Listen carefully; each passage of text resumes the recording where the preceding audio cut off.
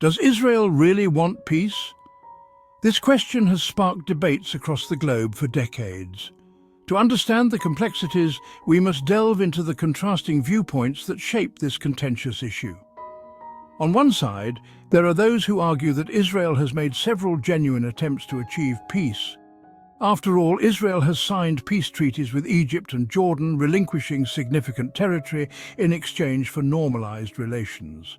These proponents cite the Oslo Accords of the 1990s as a landmark effort where Israel and the Palestine Liberation Organization, PLO, agreed to mutual recognition and a framework for future peace.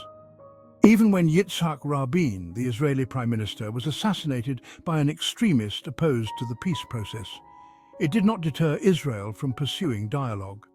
However, critics argue that Israel's actions on the ground tell a different story. The continued expansion of settlements in the West Bank is seen by many as a major obstacle to peace. According to the United Nations, these settlements are considered illegal under international law, something Israel disputes. Critics claim that such actions undermine the possibility of a viable Palestinian state. They also point to the blockade of Gaza, which has severely restricted the movement of goods and people, leading to what some describe as a humanitarian crisis. Natan Sachs, a fellow at the Brookings Institution, offers a nuanced perspective, suggesting that Israel's security concerns drive many of its policies. With threats from groups like Hamas and Hezbollah, alongside a volatile regional context, Israel's approach can be seen as a defensive strategy. Yet this security narrative is often seen by opponents as a cover for expansionist policies.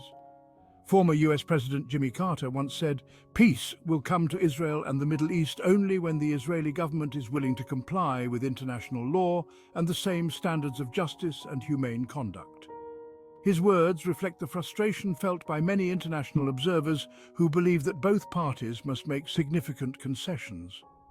The Palestinian perspective is equally critical. They argue that peace has been elusive because Israel's offers have never truly addressed their core demands. A sovereign state based on the 1967 borders with East Jerusalem as its capital. Mahmoud Abbas, the president of the Palestinian Authority, has repeatedly stated that peace talks are futile without a halt to settlement activity.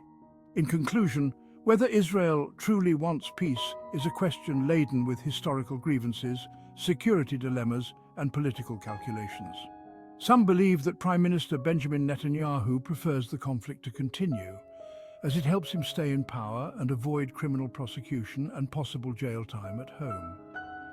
Additionally, the influence of the Israeli lobby, AIPAC, in the US, along with the might, power and desire for profits of the American military-industrial complex are all significant factors in the ongoing conflict in the Middle East.